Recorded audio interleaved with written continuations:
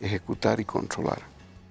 Dentro de esta dinámica, una de las mayores preocupaciones que teníamos era que en Bolivia no se tenía experiencia en la planificación. Y este elemento es tan importante porque si no tienes una planificación clara, no tienes objetivos claros. Y la administración de todos los recursos están dirigidos justamente a cumplir con las políticas públicas, y para ello estamos todas las instituciones que conformamos esta estructura del Estado, para que los recursos que se nos generan, se nos otorgan como presupuesto, sean ejecutados para alcanzar objetivos que al final tienen que ver con ese horizonte de la Constitución que dice el vivir bien de los bolivianos. Es decir, todo nuestro esfuerzo debe estar volcado a ello, no simplemente a hacer uso de los recursos para cumplir la norma, sino para justamente cumplir objetivos. Y es en ese sentido que la Contraloría hace un proceso crítico, primeramente internamente, cómo íbamos con nuestra planificación, y ya el 2016 logramos hacer nuestra programación estratégica quinquenal, nuestro PI, que justamente ya toma en cuenta este enfoque. Para ello generamos incluso una unidad especial que tenía que ver la planificación de las diferentes instituciones, y claro, cuando vemos esto vemos que no hay una coherencia en la planificación, puesto que vemos que somos planificadores de presupuesto en la mayoría de los casos, es decir, cuánto recibimos y cómo lo gastamos, pero no ligado al cumplimiento de objetivos, que puede estar legalmente ser admisible porque está cumpliendo la norma. Entonces eso nos permite ir más allá de lo que tradicionalmente ha hecho la Contraloría, de enfocar esta visión de evaluación de los sistemas y la eficacia y eficiencia de los mismos desde una perspectiva formal, sino más bien vamos de fondo. ¿Qué queda pendiente? En primer lugar, con lo que yo te indico, no es que empiezan procesos y culminan, sino que son procesos constantes. Este proceso justamente implica una nueva mirada que hará que justamente el nuevo Contralor, ¿no?, tenga que proseguir, además de dinamizar nuevos procesos, porque la gestión es muy dinámica, la gestión no permite estar estático, además que hay que responder incluso a la coyuntura. Pero principalmente creo que ese es un nuevo enfoque, además un enfoque, una corriente que viene mundialmente siendo ejercida, puesto que realmente cada vez los recursos son menores, por lo tanto hay que ser mucho más eficiente con los recursos. Entonces ese es el mecanismo. Muy aparte de ello, creo que realmente implica una mayor profundización de esto. Yo recuerdo que cuando entramos el 2016, uno de los grandes problemas era que incluso a nivel de las instituciones no se hablaba de objetivos. Hoy día creo que ya tenemos por entendido que todos estamos para cumplir objetivos, por lo tanto habrá que profundizar en un proceso de capacitación, entendimiento, pero principalmente empatía. La Contraloría no es esa entidad cerrada, es una entidad que participa con capacitación, además ya no se niega el tener conversaciones con las diferentes instituciones, porque más bien creo que esa es la labor preventiva para evitar justamente que se sigan generando daños económicos, porque por la experiencia tenemos que ese es dinero perdido y que es muy difícilmente recuperable. Contralor, ¿qué es lo que sucede con el control que deberían tener las alcaldías, por ejemplo, donde se ven muchos actos de corrupción? El otro día conversaba con un abogado, el doctor Víctor Hugo Chávez, y él decía, del dinero que reciben las FULES en las universidades, lamentablemente yo he buscado en el SICOES y ellos no hacen compras a través del SICOES. ¿Cómo se controla el dinero, por ejemplo, que tiene del TGN las federaciones universidades locales? Bueno, a ver, hay que ver. Nosotros atendemos tanto alcaldías, municipios y justo la subcontraloría que tiene a cargo el control de la evaluación y hacer además los trabajos de auditoría en los municipios, también tiene a su cargo las universidades. El problema de la universidad va más allá, es un tema estructural.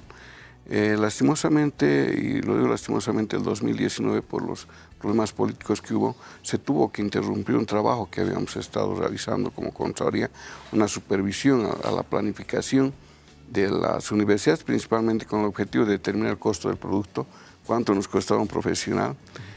Teníamos que ver justamente los reglamentos de permanencia universitaria y por otro lado estamos viendo justamente el tema de brindar, como manda su mandato en la Constitución de las universidades, acompañar el proceso, en este caso el proceso de cambio establecido en leyes, ¿no?, desde la perspectiva de dotar profesionales para ello. En primer lugar, mi preocupación radicaba en que, como muchos profesionales, yo soy un profesional becado de los bolivianos, porque estudié en una universidad pública, la Universidad de Cochabamba, San Simón de Cochabamba, por lo tanto, teníamos que, ya estando en este puesto, tratar de ver esto. Lastimosamente, hubo una resistencia muy grande de las universidades que incluso amenazaron con marchas. En este caso se tocó el tema de la FUL y tenía que ver incluso con auditorías que practicamos en su momento en la universidad. Me acuerdo una auditoría que practicamos en la Universidad Boliviana del Beni, y pudimos ver que estos recursos no tenían el descargo. En el argumento de los universitarios y de los dirigentes de la FUL, que ese dinero no era un dinero del Estado, ¿no? Lo cual nosotros dijimos que al entrar bajo cuentas del Estado, cualquier recurso que ingrese ya es considerado un recurso público, por lo tanto debe ser objeto de descargo. Lastimosamente esto deterioró mucho nuestras relaciones con las universidades, debo reconocerlo, pero creo que hay una nueva corriente. Seguramente ya en ese momento hemos podido advertir todos estos hechos lamentables que han pasado y justamente hemos retomado esa auditoría. En este momento se está haciendo esta auditoría. Eso nos lleva pero a plantearnos un problema, que no es el tema de personas, sino es la estructura universitaria, ¿no? La estructura en sí, que es la que genera todo este problema. Habrá que ver justamente en el futuro cómo se debe reenfocar esto. Además que yo creo que se hace necesario tocar un tema que yo lo he tenido que ver tanto en las evaluaciones al órgano judicial como a las universidades, que es el tema de la autonomía, es decir, hasta dónde alcanza la autonomía. Y eso creo que es un tema de debate. Yo me acuerdo en las discusiones que tenía, les decía, su autonomía es para enseñar y la autonomía que tiene la Contraloría, que es la misma, es para controlar. Claro. Entonces, ni yo les voy a decir qué es lo que deben enseñar, ni ustedes me digan cómo voy a controlar, porque justamente tenemos que entender eso. Lastimosamente a veces esto que se complejiza porque se politizan temas que son netamente de gestión. Bueno, lamentablemente nos ha acabado el tiempo, pero no quiero dejar pasar esta pregunta, Contralor. La Asamblea Legislativa está tratando hace 2 o 3 meses de elegir al nuevo defensor del pueblo. Sin embargo,